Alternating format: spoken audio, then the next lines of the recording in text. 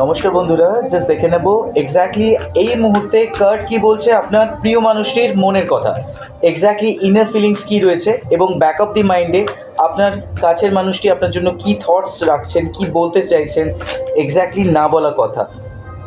দেখুন, এই কার্ডটা অ্যাকচুয়ালি এসছে দ্য হ্যাংম্যান, কিন্তু উল্টো হ্যাংম্যান এসছে, রিভার্সে এসছে কার্ডটা, সহজে যেটাকে বলা হয়। সো আমি এটা ধরে নেব যে বেসিক্যালি ডিভাইন বলছে উনি হ্যাংম্যান অবস্থায় সিচুয়েশনে ছিলেন, লাইক কী ডিসিশন নেবেন না নেবেন বুঝতে পারছিলেন না, বাট সেই জায়গা থেকে উনি ইমপ্রুভ করেছেন।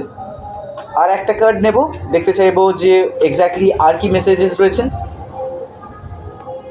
উনি আপনাকে ওনার ভালোবাসার কাপ আপনাকে দিতে চাইছেন, নট অনলি ভালোবাসার কাপ, লাইক ওনার কাছে প্রচুর কাপস রয়েছে এবং নট অনলি ভালোবাসা, ইমোশনস, অনেক স্বপ্ন, অনেক ড্রিম, হয়তো উনিও আপনাকে নিয়ে অনেক কিছু ভেবে রেখেছেন যে এটা করতে চান, প্রিভিয়াসলি ভেবে রেখেছেন, সেটা উনি আপনাকে দিতে চাইছেন। প্রচুর উপহার আপনার জন্য ওয়েট করছে।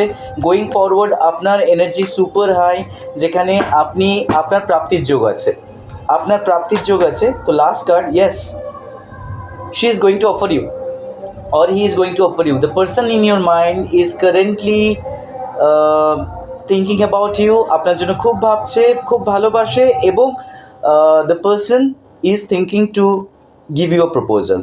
So this was the reading for the day. এই ছিল আজকের মতন রিডিং।